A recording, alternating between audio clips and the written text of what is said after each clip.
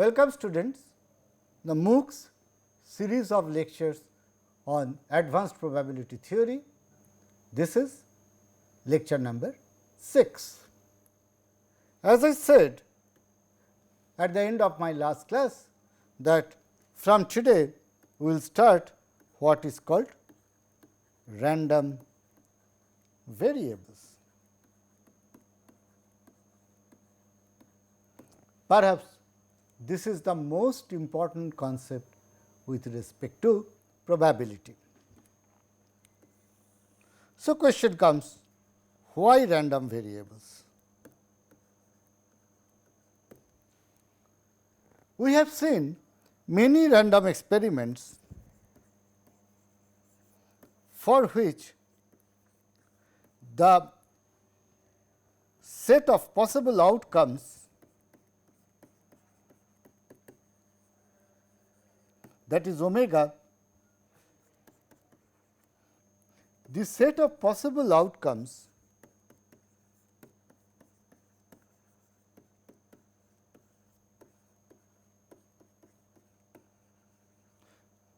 that is omega often consists of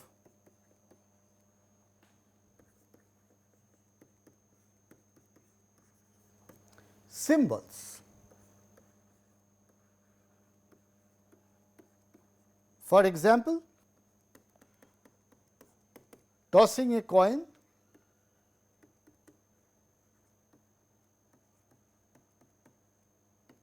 the omega is either head or tail. Similarly, tossing a coin 3 times, we will have omega is equal to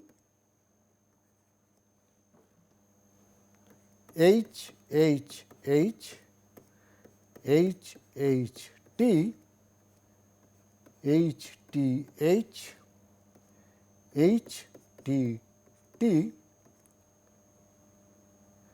T H H T H T T T H T T T. Thus, there are 8 elements in omega, each one of them is of length 3 and each element in that string is either H or T. Imagine tossing a coin 100 times. Therefore, omega will consist of 2 to the power 100 many strings.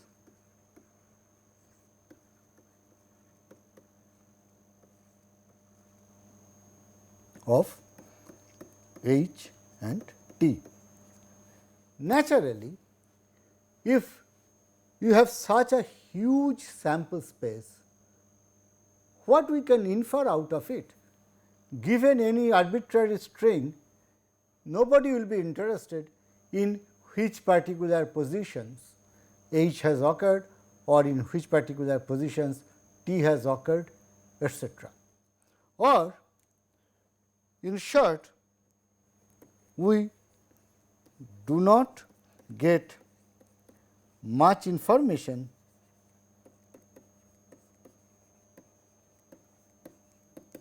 from such an omega. Moreover, such outcomes are not amenable to mathematical treatments.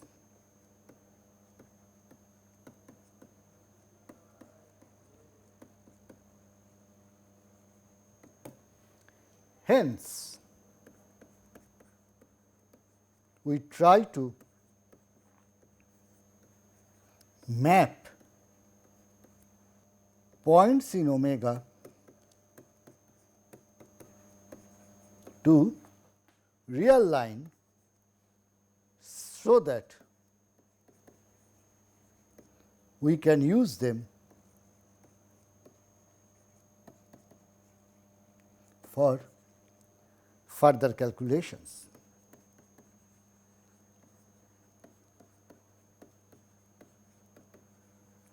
Which are practically meaningful.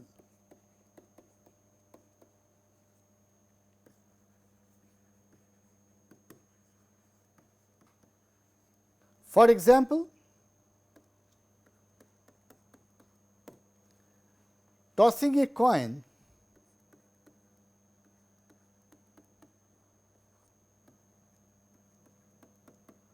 hundred times.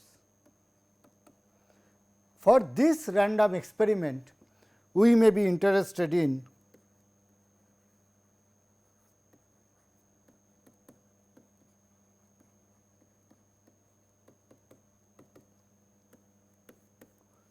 the number of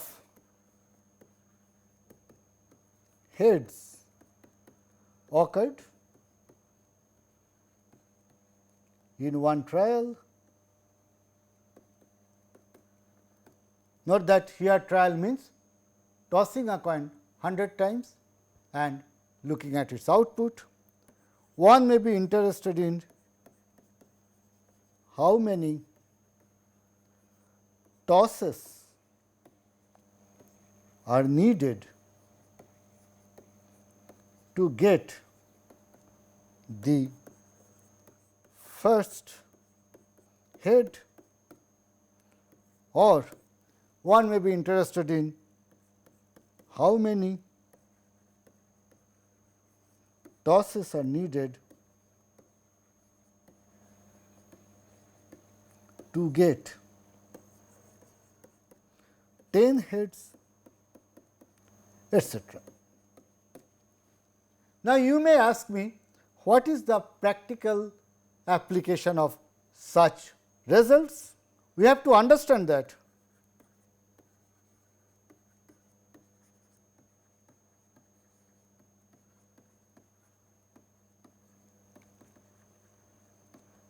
this we can use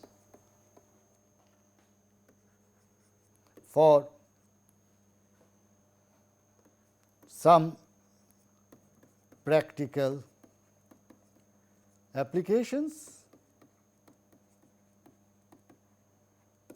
For example,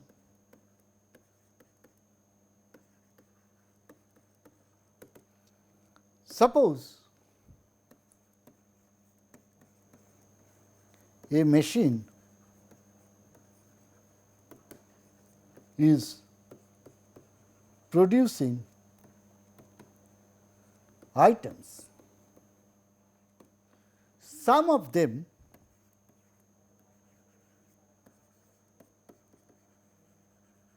may be defective, and we want to know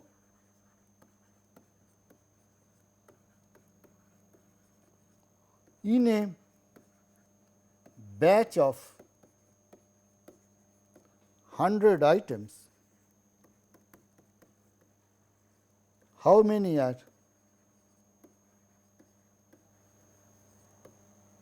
non-defective.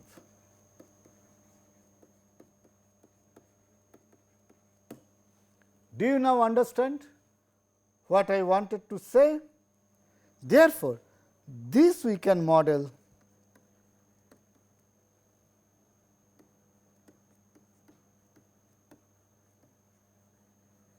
as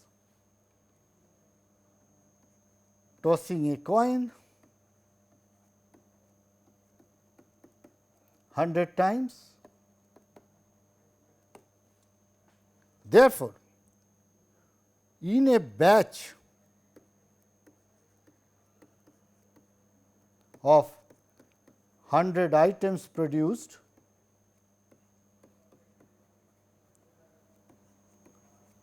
we may check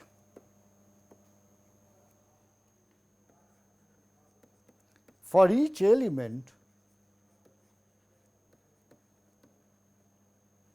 whether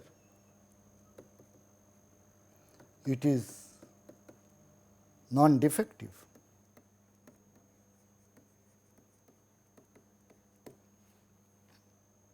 This can be modeled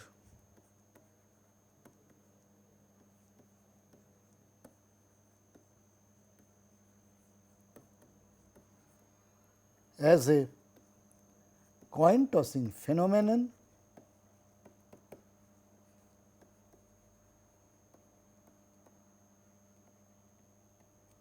where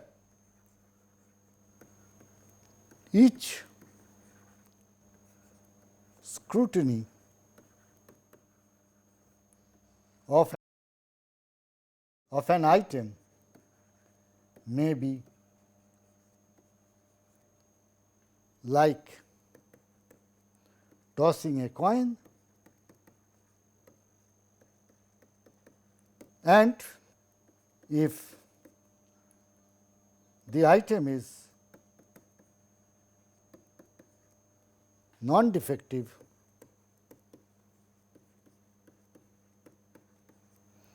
we may call it a success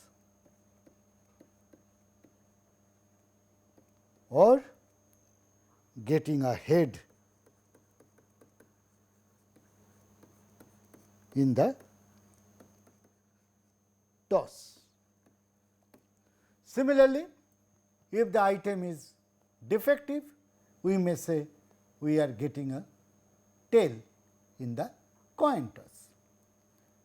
Thus, when we look at 100 tosses, it is as good as checking 100 elements, and if we count the number of heads, it is as good as counting the number of non-defective items in a batch of 100 items produced. Therefore,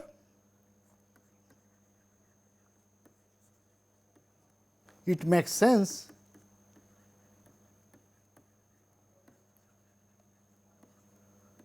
to map each sample point of the form, say H, H, T, H of length 100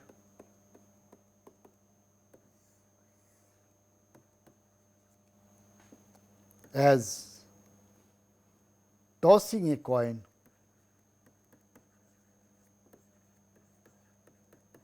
hundred times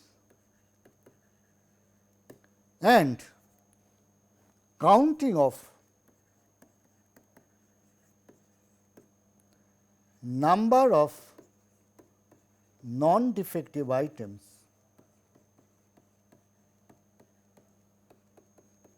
or success is like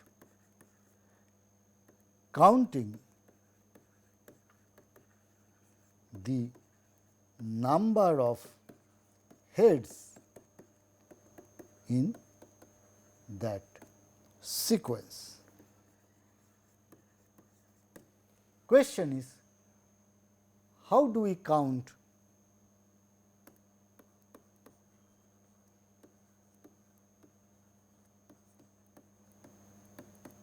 the number of heads? Hence, we make a mapping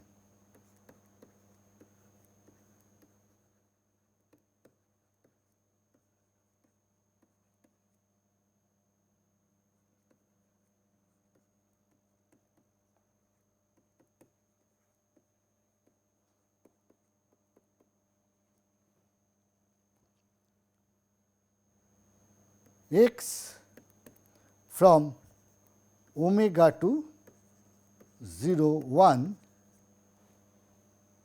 for one toss of the coin, such that x of head is equal to 1 and x of tail is equal to 0. Therefore, corresponding to each outcome, if we keep accumulating the values of h by collecting the number of ones, at the end of the string we shall know how many heads are there or how many non-defective items have been produced in this batch of 100 elements. So, this x we can say is a random variable. So, definition: given a probability space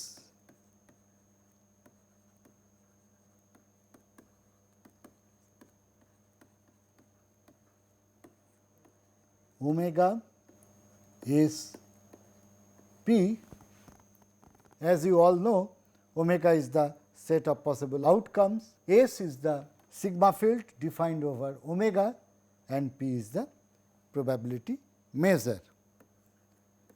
A random variable x is a mapping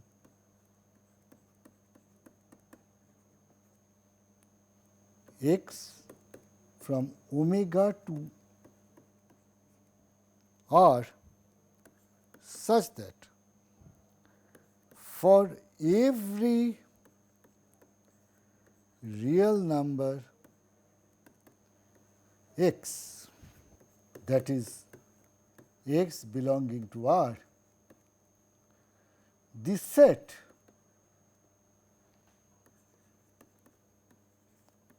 omega such that x omega is less than equal to x belongs to S.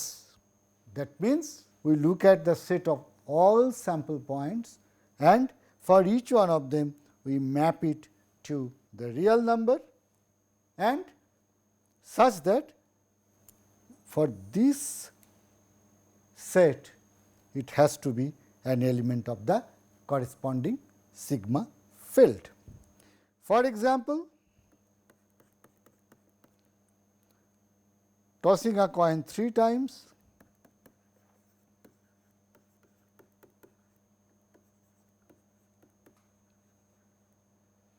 we have just seen the omega, and we can write something like this: x of h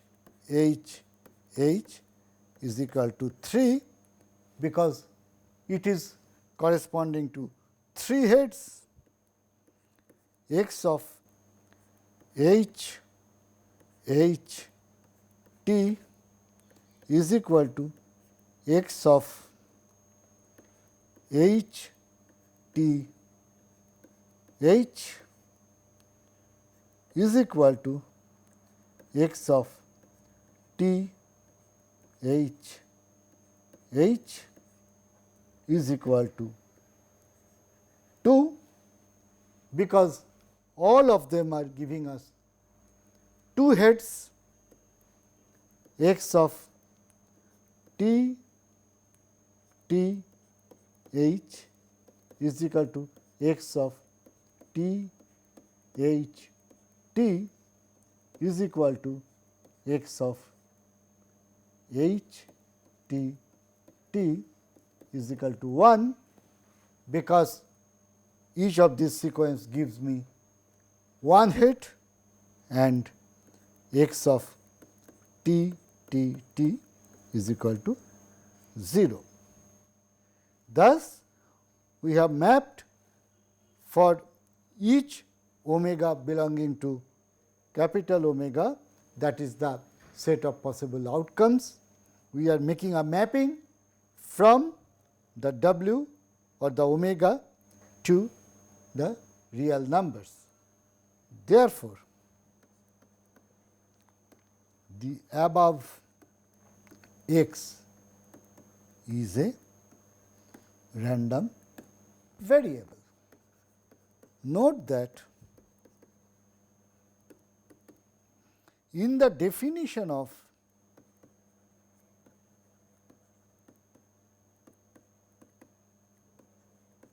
random variable, there is no notion of probability.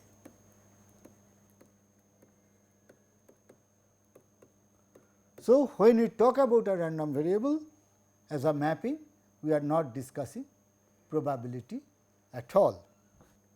Now, as each omega belonging to omega is an elementary event,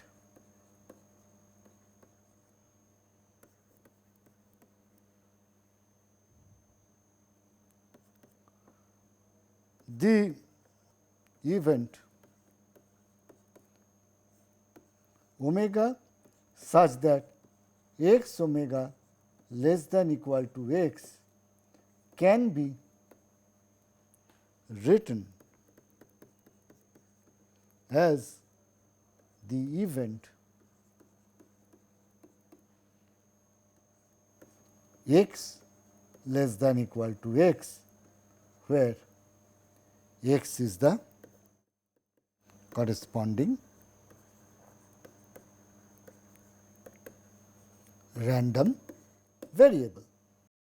Note,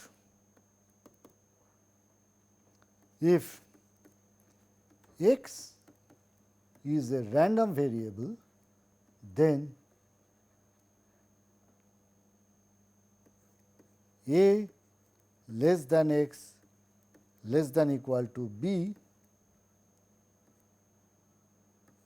x greater than x, x greater than equal to x,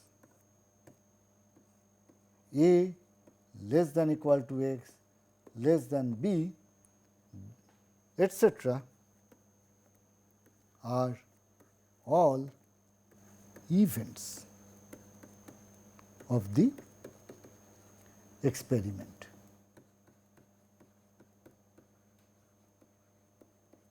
For example, with respect to the above example, x less than equal to 2, 1 less than equal to x less than equal to 3, x greater than equal to 2, etc., are all events, and we can compute their probabilities.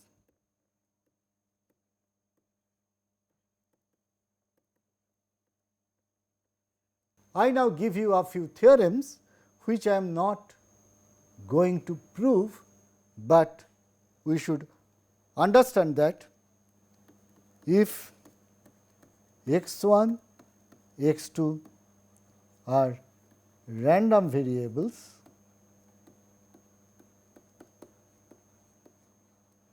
then x 1 plus x 2, x 1 minus x 2, x 1, x 2 are also random variables. C 1 x 1 plus C 2 x 2, where C 1 and C 2 are constants, is also a random variable. If x1, x2, xn are random variables, then sigma ci xi I is equal to 1 to n, where Ci belongs to R, is also a random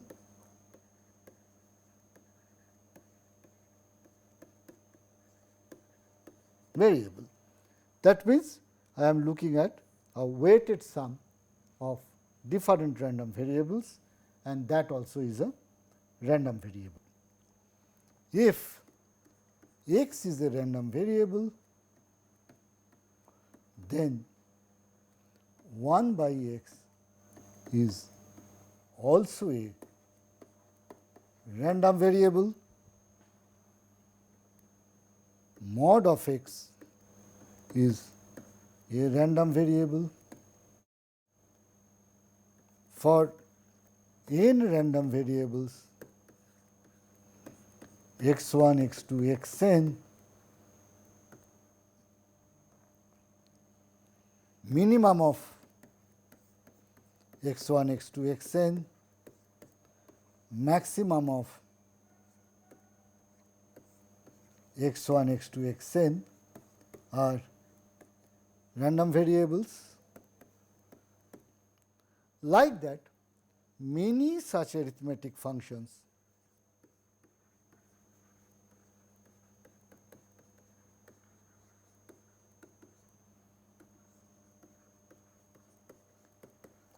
defined on different random variables are also random variables. I am not going to prove this, but let us assume these results, because proving this will need a lot of analysis, which is not a part of this course. Distribution function.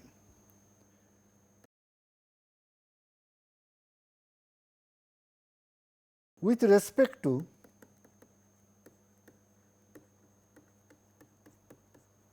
any random variable,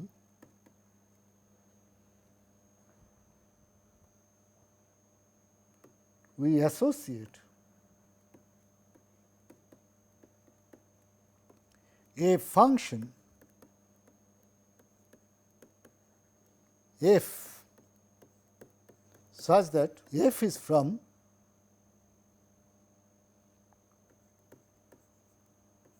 real line to 0, 1,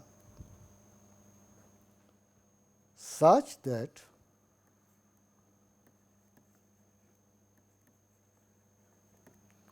f of x is equal to probability x less than equal to x, where, so let me call it x. So, for each random variable x, we define the function f of small x, where x is a real number, such that f of x denotes that the probability that random variable x is less than equal to small x, and this is defined for all x belonging to R. Such a function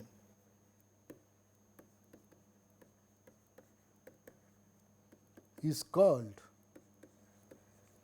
the distribution function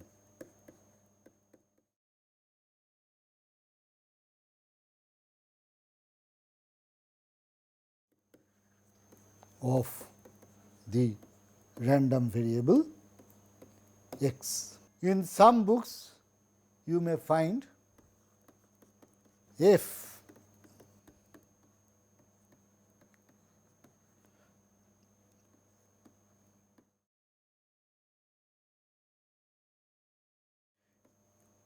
the term cumulative distribution function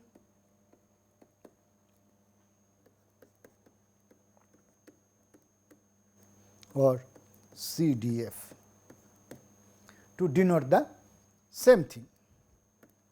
If x and y are two different random variables, we may denote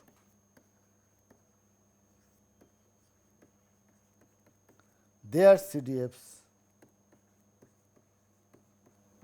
as f x x and f y x respectively.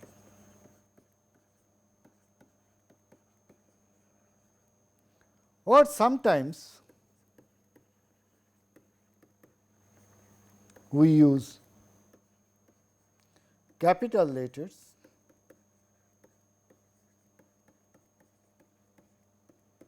such as F G to denote CDF. Okay? Properties of cumulative distribution function.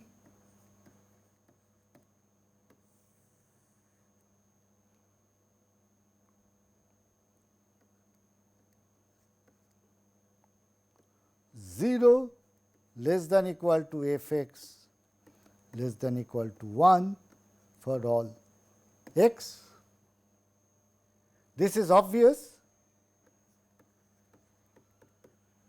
since f denotes or f x denotes probability x less than equal to x, and we know that any probability will be between 0 to 1. 2. If f is the CDF for a random variable x, then given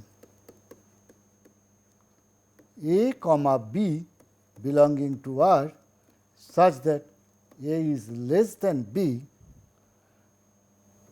then probability a less than x less than equal to b is equal to f b minus f of a. Proof: consider the event x less than equal to b. That means, the random variable x taking any value which is less than equal to b. This can be written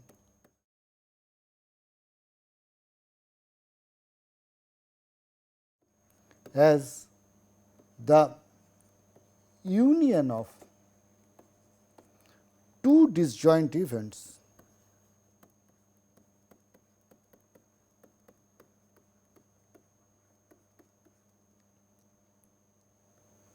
x less than equal to a union a less than x less than equal to b, since a is less than b. Now, since these two events are disjoint, therefore, probability x less than equal to b can be written as the sum of these two individual events. Therefore, we can write it as probability x less than equal to a plus probability a less than x less than equal to b. Therefore, probability a less than x less than equal to b is equal to probability x less than equal to b minus probability x less than equal to a, and therefore, we can write it as f b minus f a. So, that proves this result. Therefore,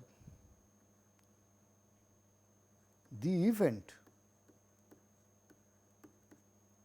probability a less than equal to x less than equal to b is equal to probability x is equal to a plus probability a less than x less than equal to b is equal to probability x is equal to a plus f b minus f a. Similarly,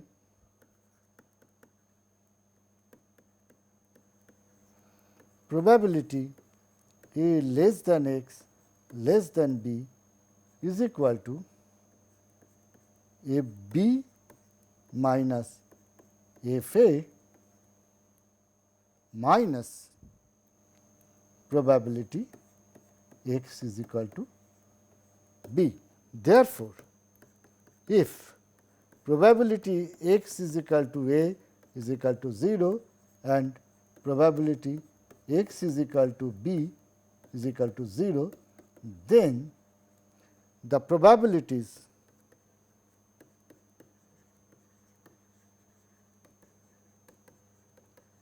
of the events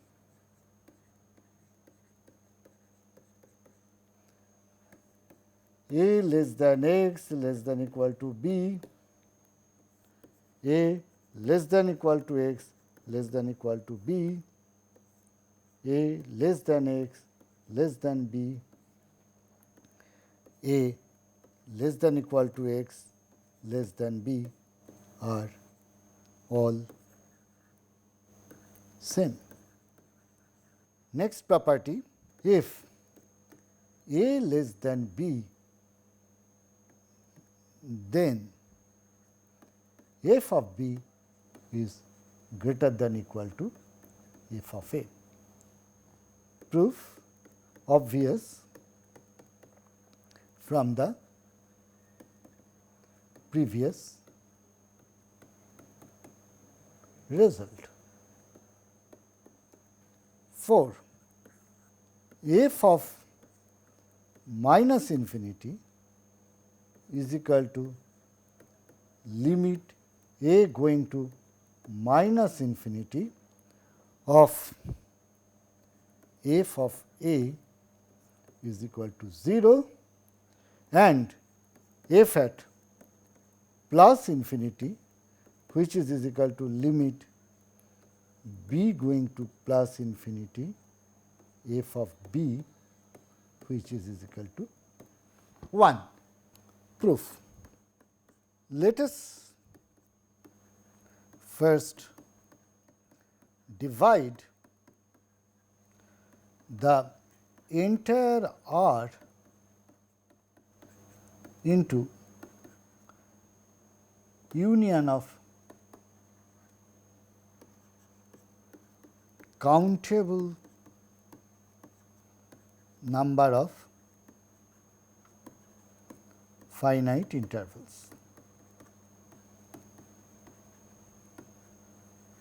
as follows.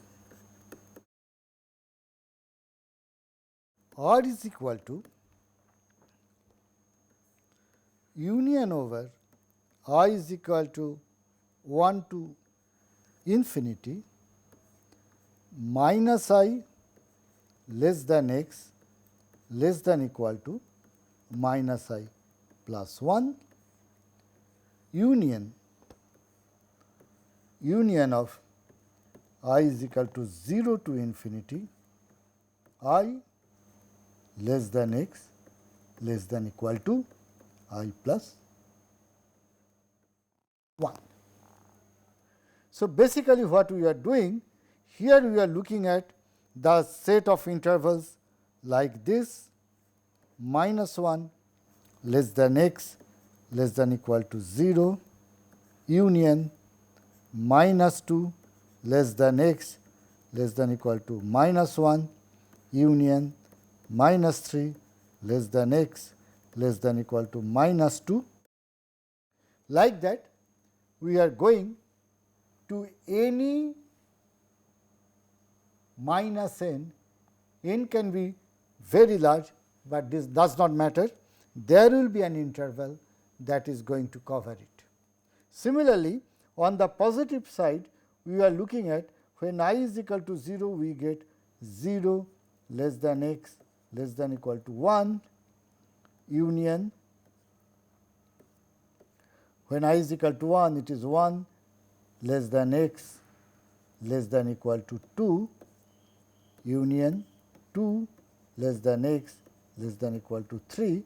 Like that, on the positive side, however large this number is, it is going to be a part of one of these intervals. So, note that 1, there are only countable number of intervals.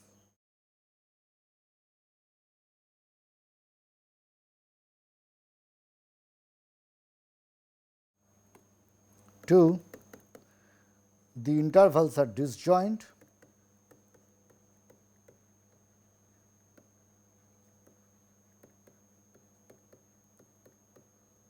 And third, they cover the entire real line.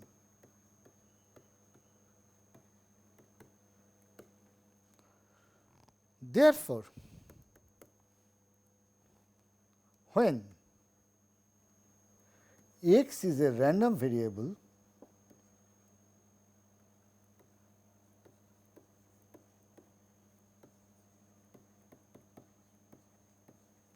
its sigma field covers all intervals on R. Therefore, probability of the sigma fields is equal to probability minus infinity less than x less than infinity, which we can write now as probability union over I is equal to 1 to infinity minus I less than x less than equal to minus I plus 1 plus probability union over I is equal to 0 to infinity I less than x less than equal to I plus 1 is equal to sigma I is equal to 1 to infinity probability x less than equal to minus I plus 1 minus probability x less than equal to minus I plus sigma I is equal to 0 to infinity probability x less than equal to I plus 1 minus probability x less than equal to I. Therefore, if we notice, this is going to be sigma I is equal to 1 to infinity f of minus I plus 1 minus f of I plus sigma I is equal to 0 to infinity f of I plus 1 minus f of I. So, here we are getting terms like f of 0 minus f of 1 plus f of 1 minus, this is minus. So, this is minus f of minus 1 minus f of minus 2 plus f of minus 2 minus f of minus 3, like that. And here what we are getting, f of 1 minus f of 0 plus f of 2 minus f of 1 plus f of 3 minus f of 2, like that we are getting a sequence of terms. Note that they keep on cancelling each other. Similarly, on this side they keep on cancelling each other. Therefore, if we consider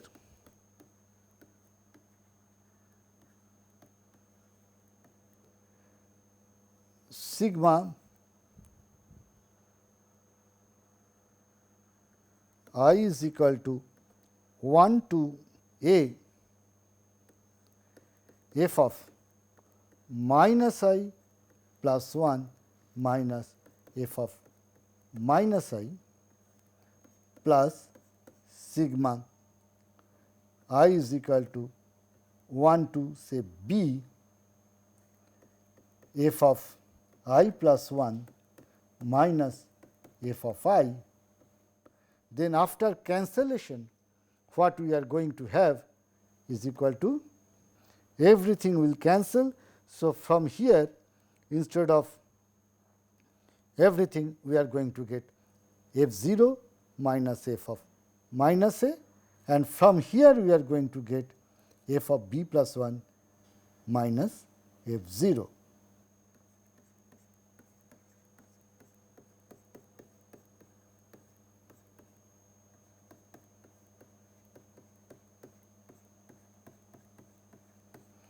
Is equal to f of b plus 1 minus f of minus a. Therefore, taking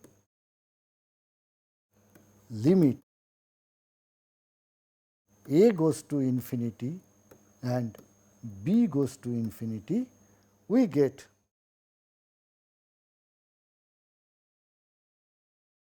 p of s is equal to f of plus infinity minus f of minus infinity. Now, p of s is equal to 1, since that is the entire sample space. Therefore, f of plus infinity minus f of minus infinity is equal to 1. We also know that both f of plus infinity and f of minus infinity belong to 0, 1.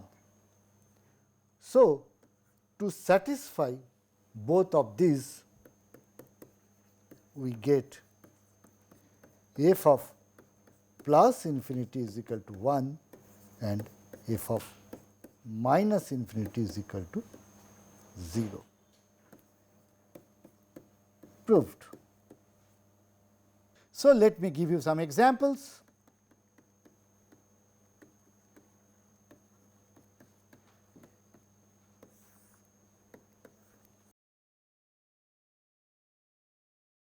Consider the random variable x such that x of h is equal to 1 and x of t is equal to 0. Therefore, its CDF is f of x is equal to 0 if x less than 0. This is equal to p if probability x is equal to 0 is equal to p, this is equal to 1 if x is equal to 1 and it is 1 if x greater than equal to 1. So, let me explain that. Suppose this is the entire real line, this is 0, this is 1. Random variable takes only two values 0 and 1. We did not assign any probability. So, suppose probability x t is equal to 0, that probability is p and x h is equal to 1. Therefore, this is going to be 1 minus p. Therefore, for any x, this value is going to be 0. When x is equal to 0, the probability of x 0 is equal to p. Therefore, at the point 0, if we consider what is the probability that x less than equal to 0, that value is going to be p, and that will continue for all values less than 1. Now, at 1 the probability is 1 minus p. Therefore, x less than equal to 1, that probability is going to be 1. Therefore, at this point it is going to jump to 1 and after that it will continue like this. So, this is the graph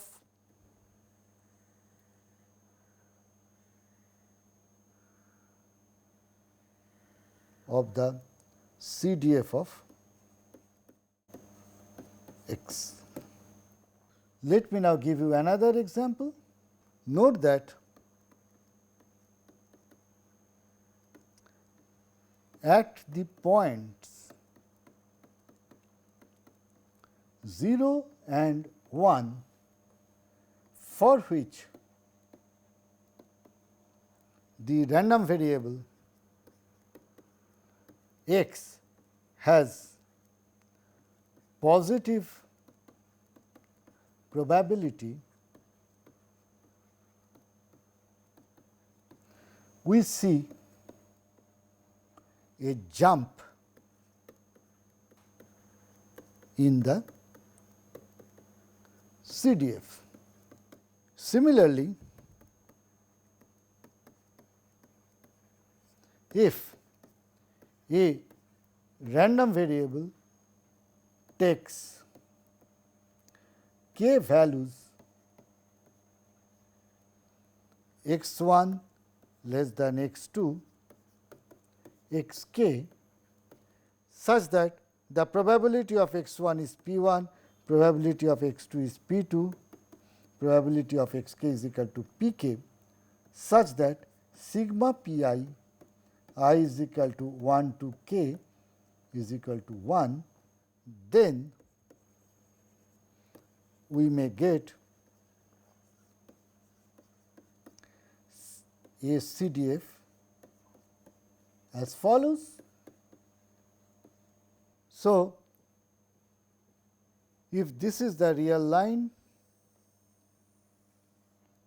and these are the discrete points x 1, x 2, x 3, x k minus 1, x k, suppose this is 0 and this is 1, then we would expect a CDF which will look like this. At x 1 there will be a jump, at x 2 there will be the next jump, like that. At x 3 there will be another jump, at x k minus 1 there is going to be a jump, and finally at x k there is a jump and the value takes 1. Thus, we get something like a step function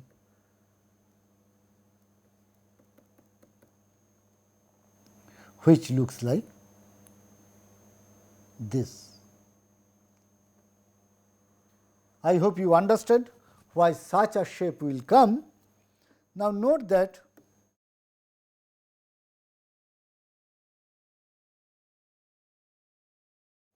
the number of such discontinuities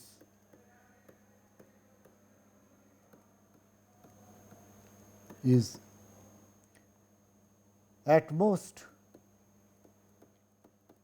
countable. That is, there cannot be uncountably many discontinuities in the CDF of any random variable, and I hope you could guess the quantum of jumps. This is P 1, this is P 2, this is P 3, this is P k minus 1, this is P k, and finally, it is going to be 1 because the sum of all the probabilities is equal to 1. It is not necessary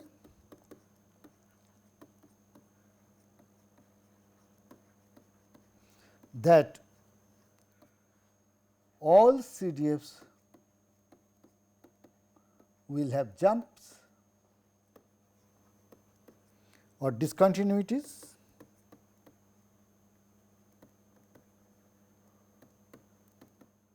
For example, consider a random variable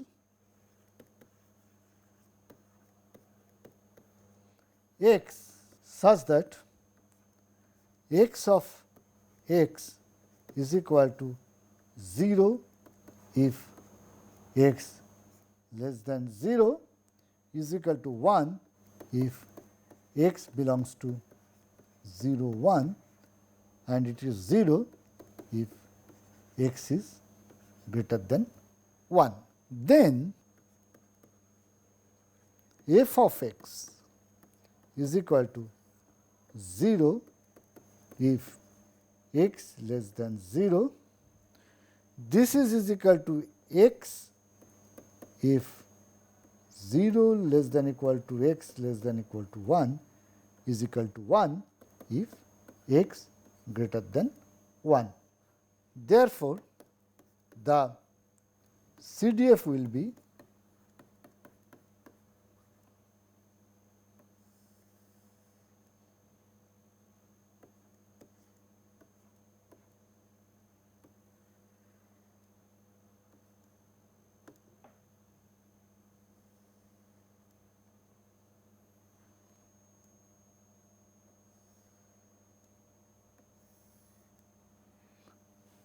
thus there is no discontinuity and f of minus infinity is equal to 0, f of infinity is going to be 1 and between 0 to 1 it is monotonically increasing in a linear fashion.